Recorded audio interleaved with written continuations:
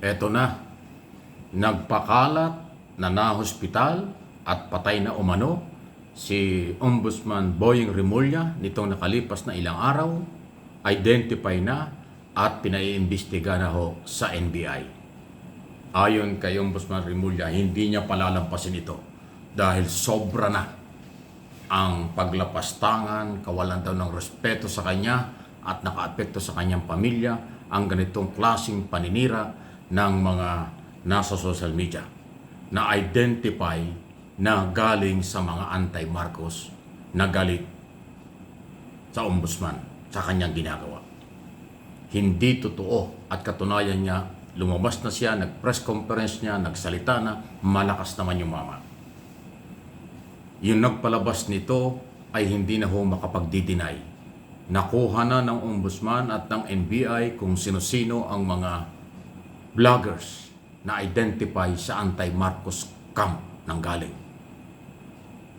Na nagpalabas na ito ay malala ang sakit hanggang sa nawala na daw. Hindi naman totoo.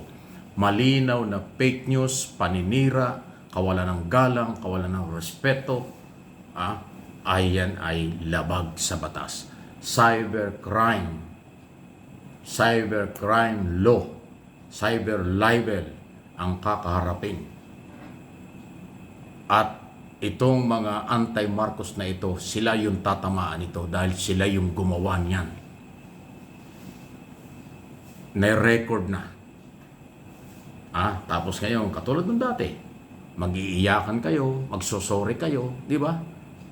Ilang beses na ho na merong mga anti-Marcos vlogger na mga taga Cebu at iba pa ang ipinatawag ng NBI, lahat nagsosorry at umiiyak pag pinatawag. Dito, hindi po makukuha nyo sa sorry at iyak dahil galit na ho si ombudsman.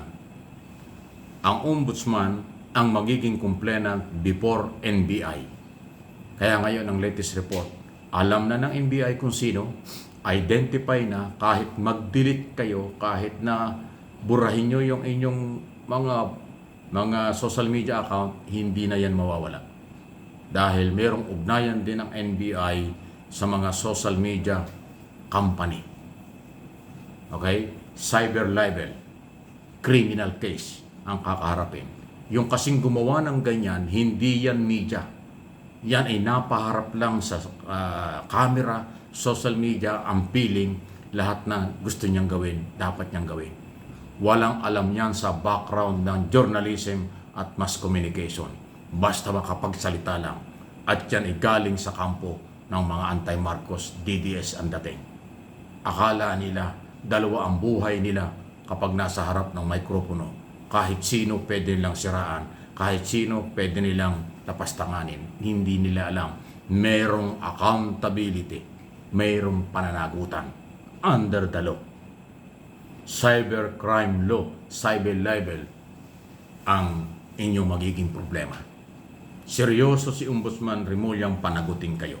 Dahil talaga naman mali, sobra yung sa papalabasin yung na-hospital siya, papalabasin yung patay na siya, ay hindi naman totoo. May epekto yan sa kanyang pamilya.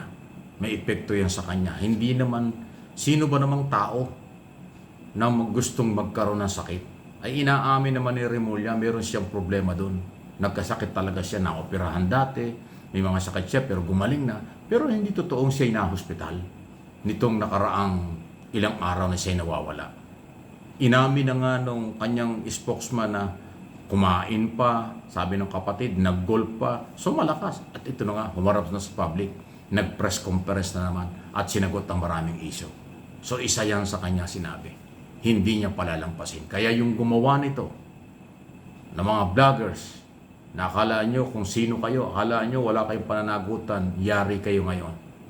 Gagalaw at gagalaw ang NBI. Inuulit ko, identify na kayo, may record ng NBI, alam niya kung sino kayo, sigurado ipapatawag kayo. Humanda na kayo kung anong depensa inyong gagawin. Dahil yan po ay criminal case. Mga content creator na walang magawang topic, basta makapanira lang. Alam nyo ang buhay ng isang tao ay dapat nirerespeto at pinapahalagahan. Ang kalusugan ng tao ay dapat nirerespeto at pinapahalagahan. Huwag niyong pangunahan kung hindi kayo doktor. Huwag niyong pangunahan kung anong kalagayan kung hindi kayo membro ng kanyang pamilya. Yan po'y inaaral, pinag-aaralan ng mga lehitimong mamamahayag. Pero dahil hindi kayo mamamahayag, naging vlogger lang kayo, hindi nyo alam ang inyong responsibilidad, mananagot kayo dyan. Responsibility and accountability. Mahalaga yon. Mag-double check kayo. Hindi nyo ginawa.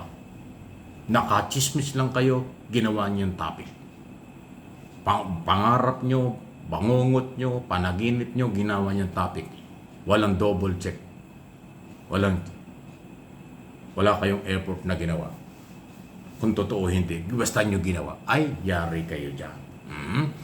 Ako, matagal ako sa broadcast industry. Yan ang ginagawa namin. Double check, double check. Kaya nga kahit dito sa ating ginagawang channel ating mga channel araw-araw, hindi ako nakikipagsawayan, hindi ako nakikipag-unahan. Kahit lumabas na yan kahapon, aaralin ko muna yan bago ko ilabas. Double check ko yan kung totoo. Hindi tayo basta makikipag-unahan. Kasi yan ang trabaho ng media, nagpapahayag para hindi ka masira at nang hindi ka sumabit.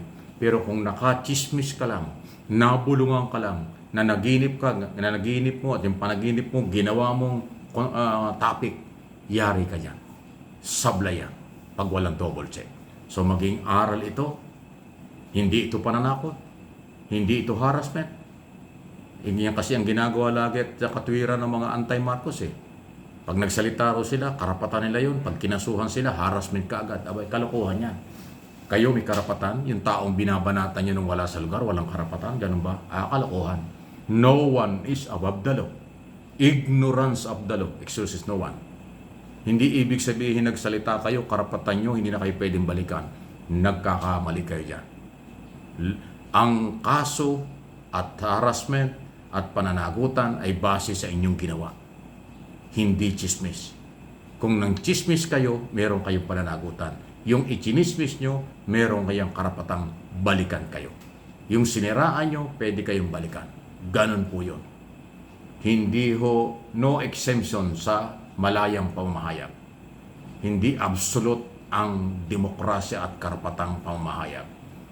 Laging mangingibabaw, pag mali, mananagot ka. Madalas kayong mali, dapat kayong managot. Pag pinapanagot kayo, sasabihin nyo, harassment na naman ng gobyerno. Hinaharas kayo, sinisikil kayo. Kabubuhan yan. Hindi ganon ang demokrasya. Hindi ganon ang malayang pamamahayag. Lahat ay merong limitasyon. For your information. Kung hindi nyo alam, bahala kayo.